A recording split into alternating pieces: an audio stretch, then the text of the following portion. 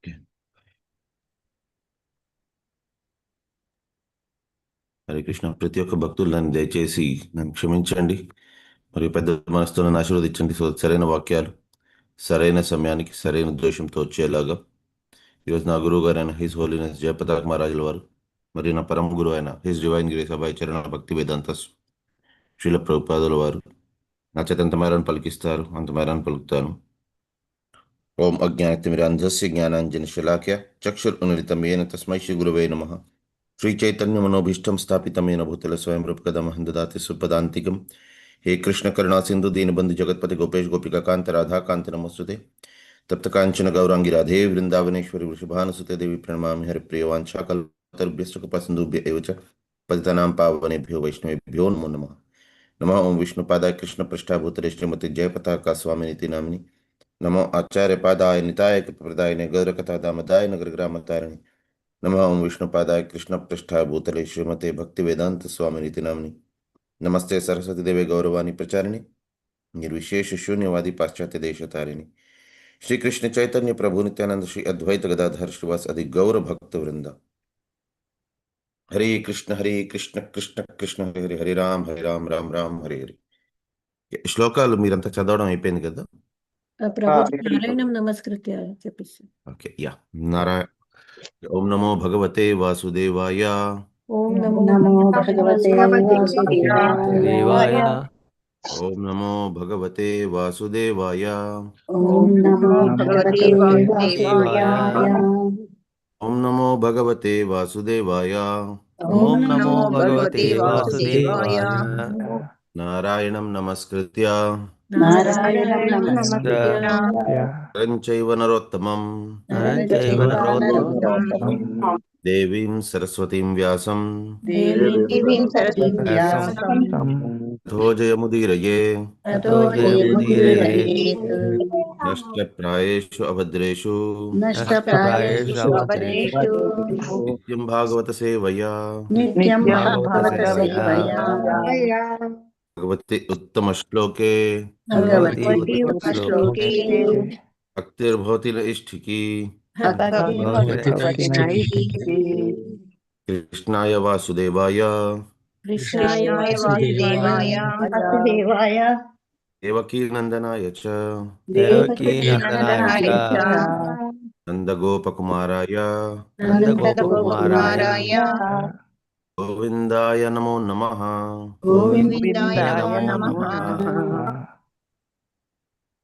ఈ శ్లోకం చదవడం అయిపోయింది కదా అందరిది? అయిపోయింది ప్రభు. నేను చదవలేదు ప్రభుజీ. ఓకే, చదవండి మాతాజీ. హరే కృష్ణ ప్రభుజీ. ప్రణామాలు. ప్రస్థితేతు వనం పిత్ర దత్వా ధర్మ సంశయ షట్త్రింశ వర్ష సహస్రం రక్షిత వ్యాహతేంద్రియ.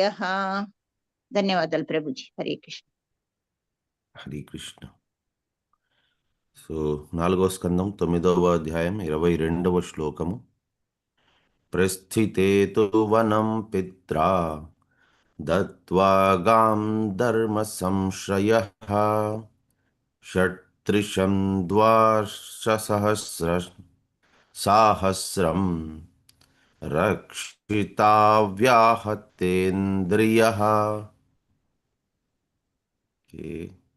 Translation: after your father goes to the forest, and afterwards you the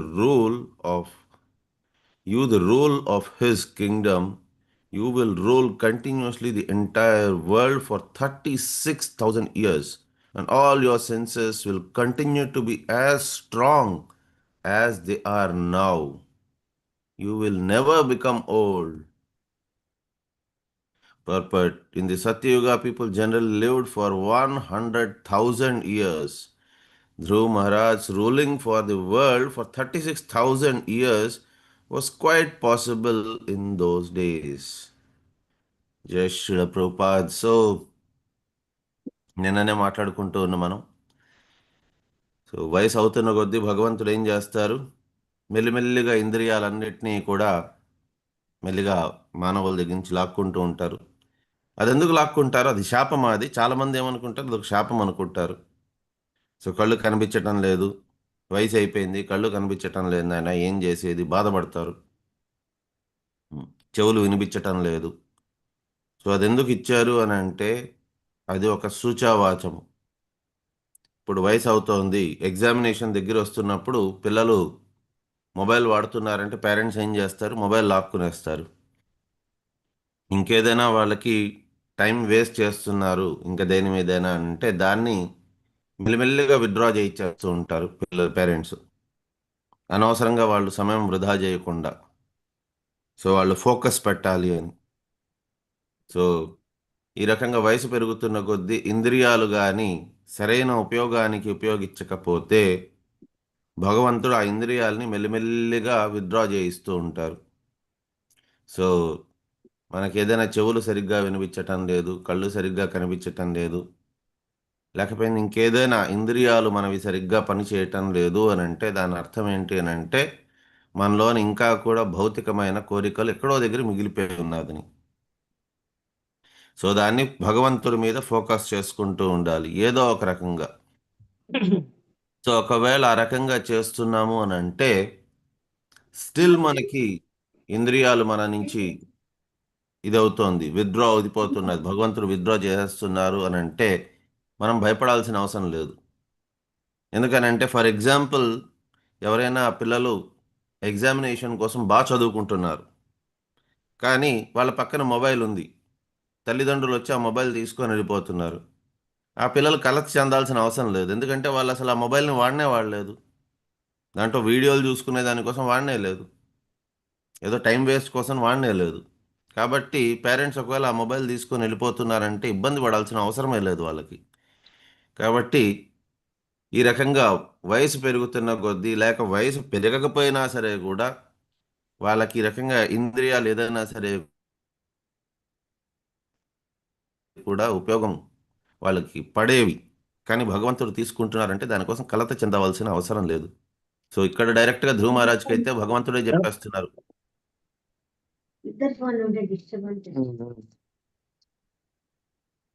so 36,000 సంవత్సరాల అతను రూలింగ్ అనేది చేస్తారు, భగవంతుడు ఆయనకి ఆశీర్వాదం ఇచ్చున్నారన్నమాట. సో 36,000 సంవత్సరాలు పాతకాలంలోని జస్ట్ 1000 సంవత్సరాలు ఆ రకంగా ఒక్కొక్కళ్ళ లైఫ్ ఉండేది. ఇప్పుడు అది తగ్గిపోయి 100 సంవత్సరాలు అయిపోయింది, ఇప్పుడు 100 కూడా లేదు యాక్చువల్గా అయితే. సో కలియుగంలోనే తగ్గిపోతుంది వయసు, కానీ అప్పటి కాలంలో 1000 సంవత్సరాలు ఉండేది, అలాంటిది 36,000 సంవత్సరాల కోసం అతను రూల్ చేస్తారు.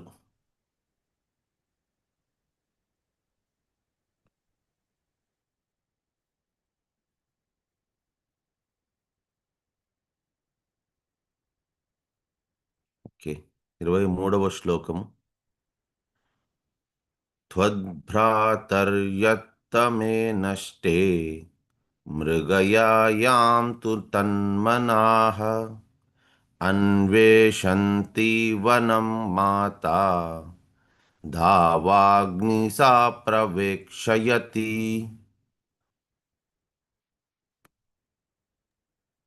ఓకే, ఇది చదువుతూ ఉండే కదా మాతాజీ మీరు? ప్రభుజీ వరుస చదివేశాం ప్రభుజీ, భాష్యం చదవాలి. అదే భాష్యం చదువుతున్నప్పుడు సగంలోని ఆపేరు. యా, మాతాజీ స్టార్ట్ చేయలేదు. భాష్యం పెడితే భాష్యం చదివేద్దాం మాతాజీ.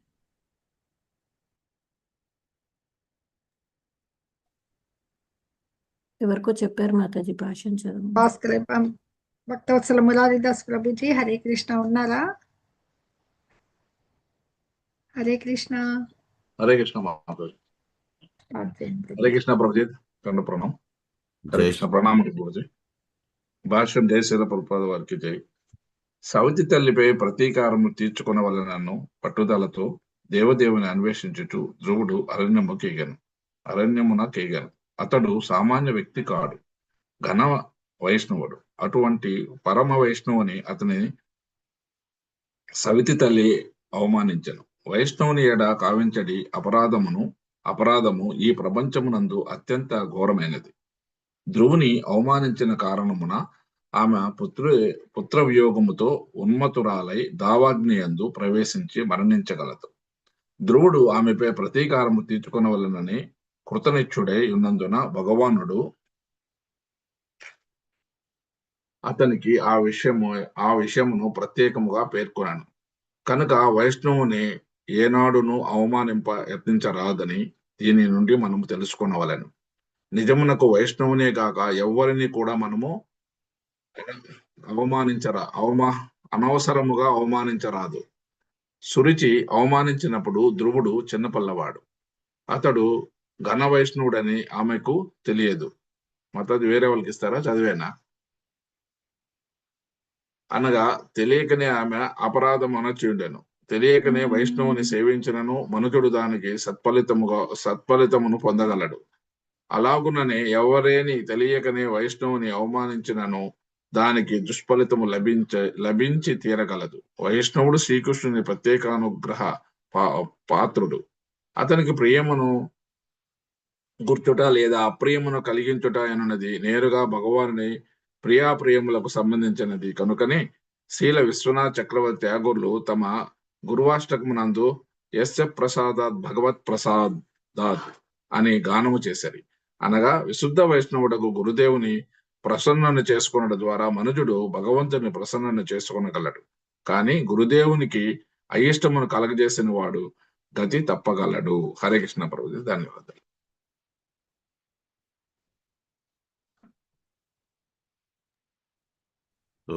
వైష్ణవ అపరాధము మనకి ఇక్కడ భగవంతుని కృప అనేది తెలుస్తుంది. భాగవతం అనేది మనకి భగవద్గీతకి భాగవతంకి డిఫరెన్స్ ఏంటి అని అంటే, Bhagavad Gita is a graduation course. అది ఒక ఉద్యోగం కావాలంటే కనీసం గ్రాడ్యుయేషన్ ఉండాలి. కానీ బెటర్ ఆపర్చునిటీస్ కావాలి అని అంటే పోస్ట్ గ్రాడ్యుయేషన్, పిహెచ్డి అవంతా అవసరం. సో భగవద్గీత అనేది మనకి ఏ రకంగా భగవంతుణ్ణి చేరుకోవాలి అనే దానికి భగవద్గీత ఒక్కటి ప్రాపర్గా ఎవరైనా సరే కూడా ఫాలో అయితే వాళ్ళ భగవద్ధామానికి చేరుకోవచ్చు. ఎందుకంటే ఆది శంకరాచార్యుల వారే చెప్పారు, విష్ణుపాదం అవాప్నోతి గీతాశాస్త్రమిదం పుణ్యం యః పఠేత్ ప్రయతః పుమాన్ విష్ణుపాదం అవాప్నోతి భయశోకాది వర్జితః. భగవద్గీత ఒక్కటి చదివితే భగవంతధామానికి చేరుకోవచ్చా? ఎస్, చేరుకోవచ్చు, ఖచ్చితంగా చేరుకోవచ్చు. ఎందుకు? అందులోని భగవంతుడు తన తత్వం అంతా చెప్పేశారు. అసలు మెయిన్ ఇంపార్టెంట్ పాయింట్స్ అన్నీ చెప్పేశారు. బట్ శ్రీమద్ భాగవతం అనేది భగవంతుని యొక్క లీలలు విత్ ప్రూఫ్స్.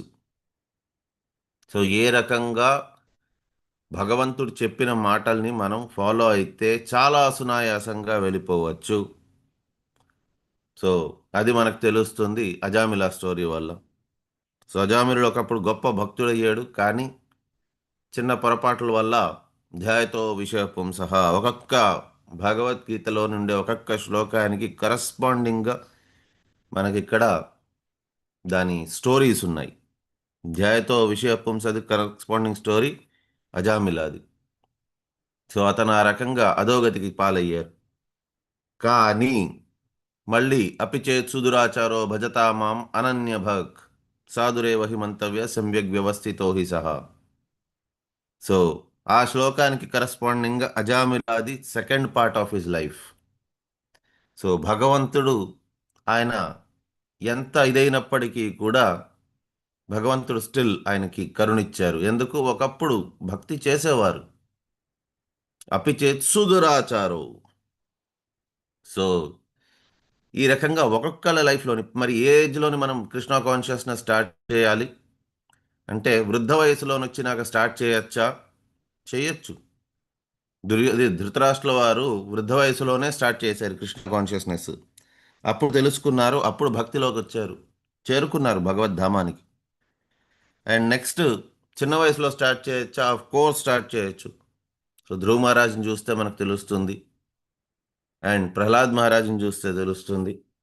సో వీళ్ళంతా కూడా ఉత్తమ శ్రేణి భక్తులు. సో ఇంత గొప్ప భక్తుల చరిత్ర మనకి ఎందుకు చెప్పబడుతోంది అని అంటే, అంత చిన్న వయసు నుంచి కూడా భక్తి స్టార్ట్ చేయొచ్చు. సో మరి రాక్షసులుగా ఉంటూ చెడు దీంట్లోని ఉండేటప్పుడు చేయొచ్చా అంటే చేయొచ్చు. వృత్తాసుర రాక్షసుడైనప్పటికీ కూడా భక్తిలో ఉన్నారు. సో ప్రహ్లాద్ మహారాజ్ రాక్షస కులంలో పుట్టినప్పటికీ కూడా ఉత్తమ శ్రేణి భక్తుడు. సో ఈ రకంగా భక్తికి దానికి కండిషన్స్ అంటూ ఏదీ లేదు. ఎవరైనా ఏ వయసులోనైనా ఎప్పుడైనా సరే కూడా భగవంతుణ్ణి వాళ్ళు ఆశ్రయపడచ్చు. ఒకసారి ఆశ్రయపడ్డారు అని అంటే భగవంతుడు వాళ్ళని విడిచిపెట్టరు. వాళ్ళకి సంపూర్ణమైన ప్రొటెక్షన్ ఉంటుంది. భగవంతుడు వాళ్ళ మీద సంపూర్ణమైన కటాక్షాన్ని చూపిస్తారు. అండ్ వాళ్ళకి ఏది అవసరమో అది ఇస్తారు. భగవంతుడిలో ఉండే గొప్ప ఇది క్వాలిటీ ఏంటి అని అంటే భగవంతుడు మనమేం కోరుకుంటామో దాన్ని బట్టి ఇవ్వరు. సో నిజమైన శ్రేయం కోరుకునేవారు. ఏది అవసరం వీరికి అది ఇస్తారు. మనం అడిగినా అడక్కపోయినా ఇస్తారు.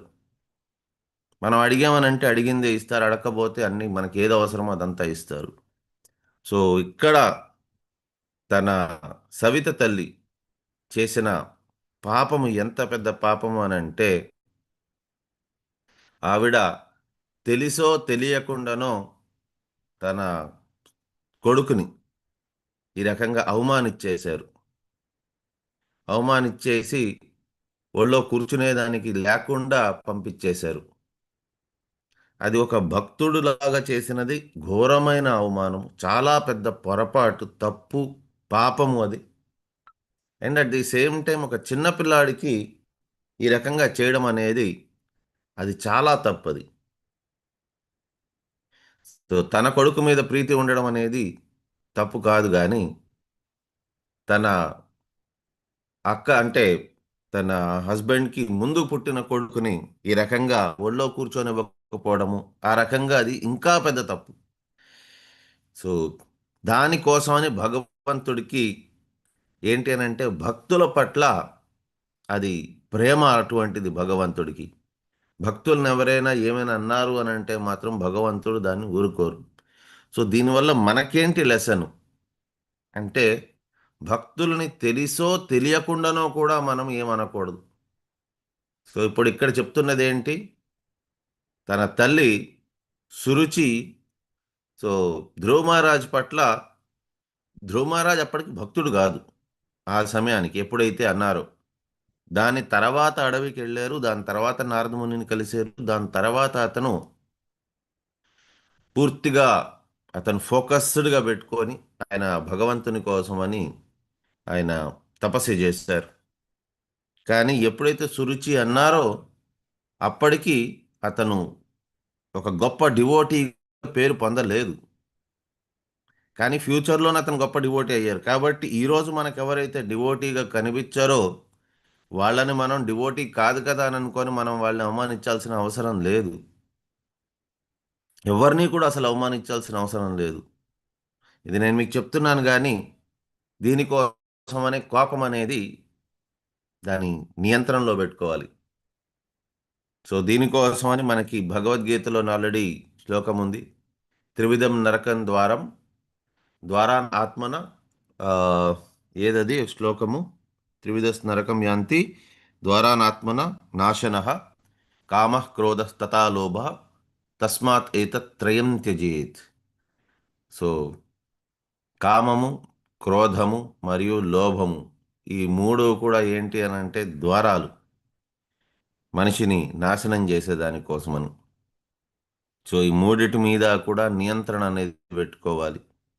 సో కోపం అనేది ఉన్నా లేకపోయిందా అవమానించే ఆ ప్రొపెన్సిటీ, ఆ అలవాటు ఉన్నదని అంటే వారు మనకి తెలియకపోవచ్చు భక్తులు అనేసని. సో కాకపోతే స్టిల్ వాళ్ళు భక్తులు అనేవాళ్ళు వాళ్ళు కనిపిస్తూ ఉండరు ఒక డివోటీ లాగా ప్రతిసారి డ్రెస్ వేసుకొని ఆ రకంగా. సో మనకి నెక్టర్ ఆఫ్ ఇన్స్ట్రక్షన్లో కూడా శ్లోకం ఉంది కదా, గంగా భాసాం నకలు బుద్బుదా ఫేని పంఖేర్ బ్రహ్మ ద్రవతి అపగచ్చతి నీరధర్మై. అదేంటి దాన్ని స్టార్టింగ్ ఆ శ్లోకంది? దృష్టై దృష్టై దృష్టై స్వభావజనితైర్వపుశ్చ దోషై. ఎక్సలెంట్ మాతాజీ. దృష్టై స్వభావజనితైర్వపుశ్చ దోషైర్ న ప్రాకృతత్వమిహ భక్త జనస్య పశ్యేత్. సో భక్తులు కనిపించే దృష్టై స్వభావజనితైర్వపుచ దోషైర్. సో చూసేటప్పుడు మనకి వాళ్ళు పెద్ద డివోటీలకు కనిపించకపోవచ్చు. సో నా ప్రాకృతత్వమిహ భక్తజనస్య పశ్యేత్. సో ప్రాకృతిక దృష్టితోని మనం భక్తజనుల్ని ఎప్పుడు చూడకూడదు. సో ప్రాకృతిక దృష్టి ఏంటంటే మామూలుగా ఫిజికల్ అపియరెన్స్, వాళ్ళు కనిపించేదానికి మామూలు సాధారణమైన వస్త్రాలు వేసుకొని ఉండొచ్చు, తిలకం వేసుకోకుండా ఉండొచ్చు, కంఠిమాలు వేసుకోకుండా ఉండొచ్చు. సో నేను యాక్చువల్గా ఒకసారి ఈ తప్పుని చేశాను. నేను చాలా పెద్ద పొరపాటు చేశాను. బృందావన్కి చాలా కాలం అయిపోయింది. సో ఒక దగ్గర దగ్గర 15 సంవత్సరాల కిందట. సో నేను మా తండ్రి గారు ఇద్దరం మేము వెళ్తూ ఉన్నాం తిరుపతి నుంచి బృందావన్ కోసమని ట్రైన్లో. అక్కడ కొంతమంది, ఒక ఫాదరు, ఒక మదరు, ఇంకా తన కూతురు. సో ముగ్గురు పెద్దవాళ్ళే. సో వాళ్ళు ముగ్గురు కూడా ట్రైన్లో వెళ్తున్నారు. సో మీ మాధ్యమంగా నేను ఇది ఎందుకు చెప్తున్నా అంటే నేను చేసిన పాపం తెలియాలి. సో ట్రైన్లో వెళ్తున్నప్పుడు వాళ్ళు తాగుబోతుల్లాగా, ముగ్గురు తాగుబోతుల్లాగానే మాట్లాడుకుంటున్నారు, గట్టి గట్టిగా మాట్లాడుకుంటున్నారు. సో వాళ్ళు కనిపించేది ప్రతిదీ నాకు తెలిసింది సత్యం అని అనుకోవడం మూర్ఖత్వం. సో వాళ్ళు అక్కడ గట్టిగా మాట్లాడుకుంటున్నారు. కొద్దిసేపటికి ఆయన పెద్ద ఆయన వచ్చి నాతో మాట్లాడారు. ఆయనది ఏమాత్రం తప్పు లేదు, ఏమాత్రం కూడా అసలు వాళ్ళ పొరపాటు కాదు. ఎందుకో వాళ్ళు తాగేసున్నారు అనే ఒక దీంతోని వెంటనే నేను ఆయనకి చెంప మీద ఒకటి కొడతాను నేను అన్నట్టుగా మాట్లాడాను నేను. అది ఎందుకు చేశానో ఆ రకంగా నాకు కూడా తెలియదు. సో ఆ రకంగా అనేసిన తర్వాత ఆయన ఇంకేం మాట్లాడలేదు. ఒకవేళ సర్వసాధారణంగా తాగి ఉన్న వ్యక్తి అయి ఉంటే వాళ్ళు తిరిగి, వాళ్ళు ఎందుకనంటే వాళ్ళ మైండ్ వాళ్ళ కంట్రోల్లో ఉండదు కాబట్టి, నేను ఒకవేళ ఒక మాట అన్నాను అంటే వాళ్ళు 4 మాటలు అనుంటారు. కానీ ఆయన కామ్ అయిపోయి ఉన్నారు. అంటే దాని అర్థం ఏంటంటే ఆయన తాగి లేరు ఎవరు కూడా. ఆయన నోటి నుంచి వాసన వస్తుంది, అది కూడా ఏమీ లేదు. కానీ నేను కేవలం మూర్ఖత్వంతో ఆ రకంగా చెప్పున్న దానివల్ల ఆయన కూడా ఏంటి అని అంటే ఆయన వాయిస్ బహుశా ఆ రకంగా ఉన్నది, అంతేగాని ఆయన ఏమాత్రం కూడా తాగి లేరు. సో ఈ రకంగా అనిన తర్వాత కొద్దిసేపటికి ఇంకొక ప్రూఫ్ దట్ ఆయన తాగి లేరు ఏంటి అని అంటే, అసలు నేను ఆ ప్రూఫ్లు కూడా కలెక్ట్ చేయాల్సిన అవసరం లేదు. ఎవరినైనా కూడా ఒక మాట అనడం చాలా చాలా పొరపాటు, చాలా తప్పది, పాపం అది. సో కొద్దిసేపు తర్వాత అతను మా తండ్రిని అడిగారు, ఫాదర్ని అడిగారు, ఎక్కడికి వెళ్తున్నారండి అని. సో మా నాన్నగారు మామూలుగా చెప్పారు, బృందావన్కి వెళ్తున్నాము అని అంటే, చూడండి తీర్థయాత్రలకు వెళ్తూ మీ కొడుకుకి ఎంత కోపం ఉన్నది అని. సో మా నాన్నగారు బాధపడ్డారు. ఈ రకంగా వీడంతా ఏంటో ఇలాగ అర్థం కావటం లేదు, ఊరూరికే ఏదో అనేస్తూ ఉంటాడు, వాడి తరఫు నుంచి నేను క్షమాపణ కోరుకుంటున్నాను అని. సో ఆ మూమెంట్కి నాకు రియలైజ్ అయ్యింది, ఇది కొద్దిసేపటికి నాకు రియలైజ్ అయింది నేను ఎంత పెద్ద పాపం చేశాను అని. యాక్చువల్గా అయితే నేను ఆ మూమెంట్లో నాకు అనిపించింది ఆయన పాదాల మీద పడి క్షమాపణ కోరుకోవాలని. కానీ ఈ ఇగో అనేది ఎటువంటిది అని అంటే మిథ్యా అహంకారం అనేది, నేను గొప్పవాడిని అనే ఒక ఫీలింగ్, ఇది ఎటువంటిది అని అంటే మనకి ఎప్పుడైనా మనం ఇంకొకరిని అవమానం చేసేటప్పుడు అది అలౌ చేసేస్తుంది.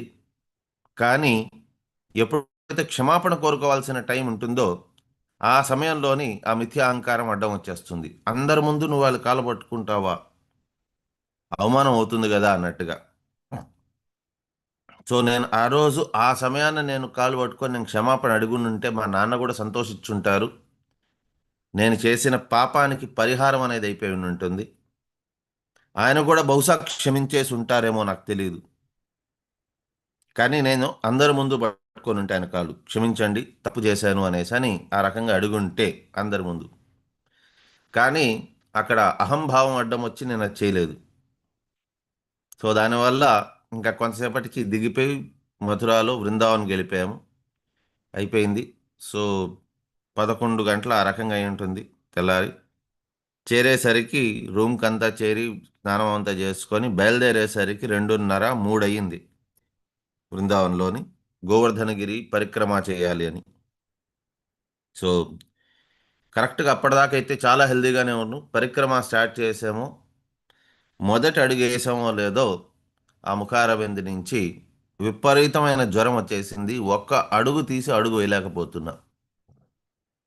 సో అందులోని గోవర్ధనగిరి ఎటువంటిది అని అంటే ఎటువంటి వారికైనా అహంకారాన్ని మొత్తం అణిచివేసేస్తుంది. సో అడుగు తీసి అడుగు వేయలేకపోతున్నాను. చెప్పులు వేసుకోలేదు. సదవకాశం మాటి మాటికి అది దొరకదు గోవర్ధనగిరి పరిక్రమ. కానీ ఆ రోజు ఏదో స్టార్ట్ చేశాము. ఇంకా నడుద్దామంటుంటే కాటం లేదు. నా నాన్నగారికి కూడా అప్పటికి ఏమి తక్కువ వయసు కూడా కాదు. సో ఒక అంత 65 ఆ రకంగా ఉండుంటుంది.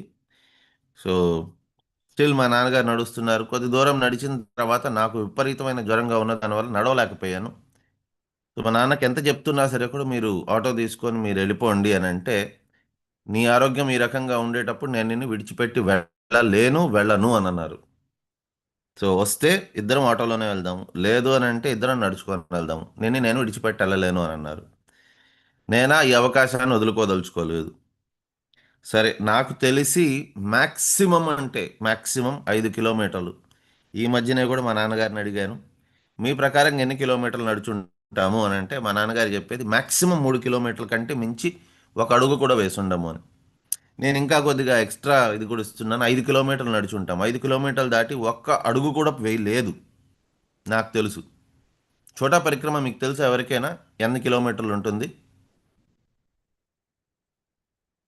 గోవర్ధనగిరికి? ఎవరైనా వెళ్ళారు? 22 ప్రభుజీ. మాతాజీ 22 అంటారు కదండి ప్రభుజీ. దగ్గర దగ్గర 21 కిలోమీటర్స్ అది ఛోటా పరిక్రమ. ఓకే, సో బడా పరిక్రమ 40 కిలోమీటర్లు ప్లస్ ఉంటుంది. సో ఛోటా పరిక్రమనే మా వాళ్ళు అవ్వగలదు. అది కూడా అవ్వగలదు అని కాదు, కానీ బడా పరిక్రమ అయితే కాదు కాబట్టి నెక్స్ట్ మిగిలిన ఆప్షన్ ఛోటా పరిక్రమ. 21 కిలోమీటర్ల ఆ రకంగా ఉంటుంది అని అనుకున్నాము. నాకు తెలిసి మ్యాక్సిమం 5 కిలోమీటర్స్ నడిచాము. దానికి మించి ఒక్క అడుగు కూడా వేయలేదు. ఇంకప్పటికే నా పరిస్థితి చాలా చాలా విషమంగా అయిపోయింది. చాలా జ్వరం అయిపోయింది. తూగుతూను ఒక తాగుబోతు ఎలా ఉంటాడో నేను ఆ రకంగా ఉన్నాను. చూసే వాళ్ళందరూ నన్ను తాగుబోతు అనుకుంటున్నారు. ఎటు అటు కదులుతున్నాను, నడుస్తున్నాను స్ట్రైట్గా. ఒకసారి ఎడం పక్కకు తూగుతున్నా, ఒకసారి కుడి పక్కకు తూగుతున్నా. మా నాన్నగారు నన్ను పట్టుకొని ఉన్నారు, ఎందుకంటే ఎక్కడ నేను పడిపోతానని. సో చూసే వాళ్ళందరికీ ఎలా అనిపిస్తుంది అని అంటే, కొడుకు తాగేసి అది కూడా గోవర్ధనగిరి పరిక్రమ పైకి వచ్చేస్తున్నాడు, తండ్రి వచ్చి పట్టుకొని నడిపిస్తున్నారు, వాడి పాపాల నుంచి బయటికి రావాలి అనే ఉద్దేశంతో ఆ రకంగా చూసేవాళ్ళు నన్ను ఆ రకంగా చూస్తున్నారు. సో భగవంతుడు నాకు చాలా కరుణామయుడు కాబట్టి అప్పటికప్పుడే నాకు పనిష్మెంట్ ఇచ్చేశారు. ఇక్కడ సురుచి వారికి ఇస్తున్నట్టుగా పనిష్మెంట్ నాకు ఇవ్వలేదు. సో ఆ రోజు ఏం జరిగింది, ఇంకా నా వల్ల కాలేదు. నేను అనుకున్నాను ఫైనల్గా, సరే ఓకే ఇంకొక 5 కిలోమీటర్స్ దాకా ఉన్నది అని అంటే, ఆల్రెడీ ఒక 5 కిలోమీటర్స్ నడిచాను, ఇంకొక 5 కిలోమీటర్స్ ఉన్నది అని అంటే నడిచేద్దాము, అడుగుదాం. ఎందుకంటే అప్పుడు ఇంకా ఎన్ని స్టెప్స్ వేసాము, లేక ఎన్ని కిలోమీటర్స్ వచ్చాము అదంతా తెలియదు. అప్పటి కాలంలో నా మెజరింగ్ డివైసెస్ అంతా లేదు. సో ఒక 5 కిలోమీటర్ల దాకా వచ్చి ఉంటాము. ఇంకొక 5 కిలోమీటర్ ఒకవేళ ఉన్నది అని అంటే మనం ఆటోలో వెళ్ళొద్దు, నడుచుకొని వెళ్ళిపోదాం. కానీ అదే 5 కిలోమీటర్లు దాటి ఉన్నది అని చెప్పారు అని అంటే మాత్రం ఇంక ఆటో తీసుకొని వెళ్ళిపోదాము, ఉపయోగం లేదు ఇంకా నడిచి అని అనుకున్నాం. సో ఒక పర్సన్ ఎవరినో అడిగితే అక్కడ బ్రజవాసిని ఇంకొక 1/2 కిలోమీటర్ దూరం ఉంటుందన్నారు. ఆయన చెప్పేది ఆయనకి బహుశా తెలియటం లేదేమో, మేమేం అడుగుతున్నాం అనుకొని ఇంకొక అతనికి అడిగేసరికి ఆయన అక్కడి నుంచే చూపించారు ఆ ముఖారవిందము. ఎక్కడి నుంచి అయితే గోవర్ధనగిరిని కృష్ణుడు చిన్న వేలుతో చిటికిన వేలుతో ఎత్తినట్టుగా ఒక పెద్ద గుడి ఒకటి ఉంటుంది అనమాట ముందు నుంచి. ఆ గుడి అతను చూపించారు, ఇదిగోండి మీరు ఆల్రెడీ చేరిపోయారు కూడా అని. అంటే 21 కిలోమీటర్లు మేము నడిచామా? అసంభవం. 21 కిలోమీటర్లు అయితే నడవలేదు. మా నాన్నగారి ప్రకారం 3 కిలోమీటర్లు నడిచాం, నా ప్రకారంగా 5 కిలోమీటర్లు నడుచుంటాం. అంటే దిస్ ప్రూవ్స్ దట్ భగవంతుడు పనిష్మెంట్ కూడా ఇస్తారు and at the same time బుజ్జగిస్తారు కూడా. పాపం చేస్తే మాత్రం క్షమించరు. అండ్ వాళ్ళు భక్తులా అభక్తులా నాకు తెలియదు. భక్తులు కాకపోయి ఉంటే వాళ్ళు ఈ రకంగా వచ్చి నన్ను అడగాల్సిన అవసరం లేదు. కానీ నేను ఎంతో పెద్ద పాపం చేశాను, సో అయిపోయింది. కానీ నేను ఎప్పుడైనా ఒకవేళ పాపం చేస్తుంటే బెస్ట్ థింగ్ ఏంటి అని అంటే వాళ్ళ పాదాల దగ్గర క్షమాపణ అడిగేయడం. దానికి మించిన ప్రాయశ్చిత్తం ఇంకోటి లేదు. సో ఎప్పుడైనా సరే కూడా మీరు ఒక పాపం చేశారు భక్తుని పట్ల అన్నట్టుగా అనిపిస్తే, ఎప్పుడైనా మీ మాటల వల్లనో లేకపోయిందా మీ మనసు వలనో లేకపోయిందా మీరు చేసే పనుల వలన మనసా వాచా కర్మణ ఏదో ఒక రకంగా ఒకవేళ పాపం జరిగినా సరే కూడా బెస్ట్ థింగ్ ఏమంటే ఆ భక్తులకి కాళ్ళు పట్టుకొని క్షమాపణ అడిగేయడం. ఒకవేళ ఎప్పుడు ఏ తప్పు చేస్తున్నా, ఒకవేళ మీ అందరికీ కూడా నేను ఒకవేళ తెలుసో తెలియకుండానో నేను ఏదైనా పాపం చేస్తుంటే, అపరాధం చేస్తుంటే దయచేసి మీ అందరి పాదాలకి నేను వినమ్రంగా ప్రార్థిస్తున్నాను, నన్ను దయచేసి క్షమించండి. సో ఈ రకంగా నేను అడుగుతున్నాను first. At the same time ఎందుకంటే దాంట్లో మొహమాటం అనేది సిగ్గు అనేది లేదు. నేను ఆ రోజు తెలుసుకున్నాను. ఎందుకనంటే ఒక డివోటీకి క్షమాపణ అడిగే దానికోసం there is never a wrong time. ఆ రోజే నేను అడిగేసి ఉంటే క్షమాపణ బహుశా భగవంతుడు నన్ను వెంటనే క్షమించేసి ఉంటారేమో. ఇప్పుడు సురుచి కూడా ఆ పాపం చేయకపోయి ఉన్నా ఆర్ పాపం చేసిన తర్వాత క్షమాపణ కోరుకోనున్నా సరే కూడా ఇంత జరిగేది కాదు. సో పుత్రుడి యొక్క మరణాన్ని చూడాల్సిన అవసరం ఉండేది కాదు. సో ఇక్కడ చెప్తున్నది ఏంటి? సో ఉత్తమ అనే వాళ్ళ సోదరుడు, సో అతను అడవికి వెళ్ళి ఇది చేస్తున్నప్పుడు, వేటాడుతున్నప్పుడు అతను సంహరించబడతాడు అని. సో అంత పెద్ద పాపంకి అంత పెద్ద పనిష్మెంట్ ఎందుకు?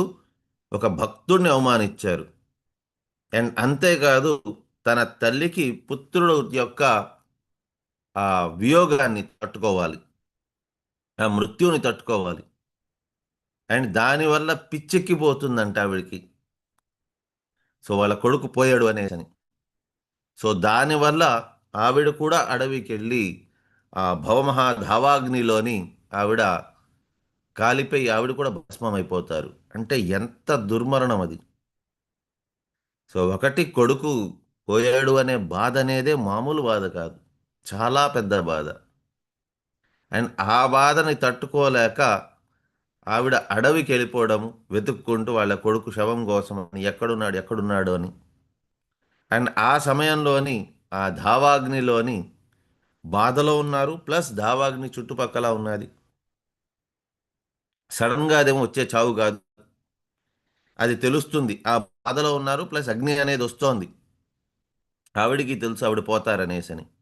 అండ్ కొద్దిసేపటికి ఆ ధావాగ్ని అనేది ఆవిడ్ని కూడా ఎన్గల్ఫ్ చేసేస్తుంది. సో ఇది కూడా ఒక రకంగా భగవంతుని యొక్క కృపనే. ఎందుకు అని అంటే దాని పనిష్మెంట్ అనుభవించేశారు వారు. ఇప్పుడు వారు కూడా భక్తుల్లాగా పుట్టే అవకాశం ఉంది. కాకపోతే మనకి in fact Dhruva Maharaj story and Prahlad Maharaj story రెండు మనం కంపారిజన్ చేసి చూసాము అని అంటే, ధ్రువ మహారాజ్ వాళ్ళ తల్లి అవమానం చేశారు, దానికి ఆవిడికి పనిష్మెంట్ పై పనిష్మెంట్.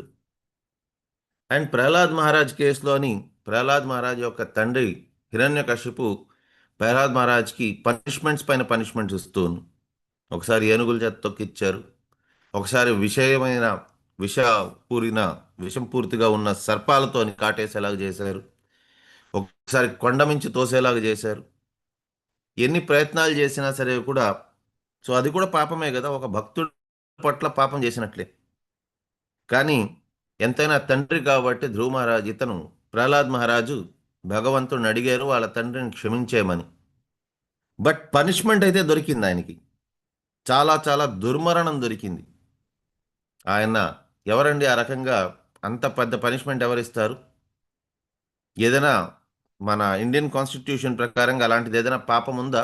దేనికైతే వాళ్ళ పొట్ట చీల్చి వాళ్ళ పేగులనంతా కూడా వాళ్ళు బ్రతికుండగానే ఆ పేగులంతా తీసి మెడలో వేసుకునే ఇలాంటి పనిష్మెంట్ ఏదైనా పాపానికి ఉందా? ఇండియన్ కాన్స్టిట్యూషన్ కానీ ఇంకేదైనా కాన్స్టిట్యూషన్లోని ఆ రకంగా లేదు. బట్ భగవంతుడు ఆ రకంగా తనకు పనిష్మెంట్ ఇచ్చారు. బట్ పనిష్మెంట్ ఇచ్చిన తర్వాత ప్రహ్లాద్ మహారాజ్ అడిగారన్నమాట, ఆయన తెలిసో తెలియకుండానో ఈ పాపం చేశారు, దయచేసి ఆయన క్షమించేయండి, ఇప్పుడు అతనికి మోక్షాన్ని ప్రసాదించండి అని. సో దానివల్ల అతను చెప్పింది, భగవంతుడు చెప్పింది ఏంటి అని అంటే, ఎక్కడైతే ఏ ఫ్యామిలీలోనైతే ఒక భక్తులు పుడతారో వాళ్ళ ఇంట్లో, ఇన్ఫ్యాక్ట్ ప్రభుపదుల వారు దాన్ని ఎన్హాన్స్ చేసి చెప్పారు, ఉత్తమమైన భక్తులు పుట్టారు అని అంటే 100 తరాలు ముందు 100 తరాలు తర్వాత వాళ్ళు కూడా గోలోకానికి వెళ్ళిపోతారంట. డిపెండింగ్ ఆన్ వాళ్ళు ఉత్తమాధికారియా, మధ్యమాధికారి, కనిష్టాధికారియా. సో కనిష్టాధికారి అయితే వాళ్ళ 3 తరాల వాళ్ళు ముందు, 3 తరాల వాళ్ళు తర్వాత వాళ్ళు కూడా గోలోకానికి వెళ్తారంట. వాళ్ళు ఏమైనా భక్తి చేసినా చేయకపోయినా కూడా. అండ్ అదే ఒక మధ్యమాధికారి అయితే 21 తరాలు అనుకుంటాను. ఉత్తమాధికారి అయితే 100 తరాల వాళ్ళు ముందు, 100 తరాల వాళ్ళ తర్వాత గోలోక ధామానికి చేరుకుంటారంట. సో బట్ ఇక్కడ ఈవిడ సవిత్ తల్లి అవమానం చేశారు. సో కాబట్టి ఎవరైతే మన వాళ్ళు డైరెక్ట్గా రిలేటెడ్ కాదో, డైరెక్ట్గా రిలేటెడ్ అయితే కూడా అవమానం చేయకూడదు, వాళ్ళకి పాపం అనేది చుట్టించుకునేలాగా చేయకూడదు. బట్ అక్కడ కనీసం ఇతనికి హిరణ్యకశిపుకి ఆ అవకాశం ఉన్నింది. ఎందుకంటే ప్రహ్లాద్ మహారాజే ఓన్గా అడిగారు, వారు తెలుసో తెలియకుండా తప్పు చేసేసారు, వాళ్ళని క్షమించండి అని. సో ఎప్పుడూ కూడా ఇంకొకరిని, ఒక డివోటీ అనే కాదు, ఎవరిని కూడా మనం ఇబ్బంది కలిగించకుండా ఉండేది అన్నిటికంటే సర్వోత్తమమైనది.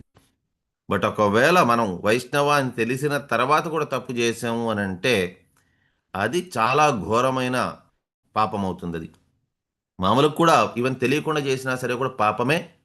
బట్ భక్తుడు అనేసి తెలిసిన తర్వాత వారి పట్ల ఆలోచనలోని కూడా మనం ఎప్పటికీ పాపం అనేది చేయరాదు. సో బట్ నేను మీకు కొన్నిసార్లు చెప్తూ ఉంటాను, నాకు హరే కృష్ణ అనేసి అని చెప్పొద్దని. అది నేను చెప్పాను కాబట్టి మీరు నాకు నాలో ఉండే నెగిటివ్ పాయింట్స్ నాతో చెప్పగలిస్తే ఏమవుతుందని అంటే నేను అట్లీస్ట్ పతనం అయ్యే దాని నుంచి సేవ్ అవుతాను. అందుకోసం రిక్వెస్ట్ చేస్తూ ఉంటాను మీకు. సో ఓకే, ఇక్కడితో విరామం తీసుకుందాం మనం. వంచాకల్పతరుభ్యశ్చ కృపా సింధుభ్య ఏవ చ పతితానాం పావనేభ్యో వైష్ణవేభ్యో నమో నమః. అనంత కోటి వైష్ణవ బృంద की जय हो. नमाचार्य श्रील हरिदास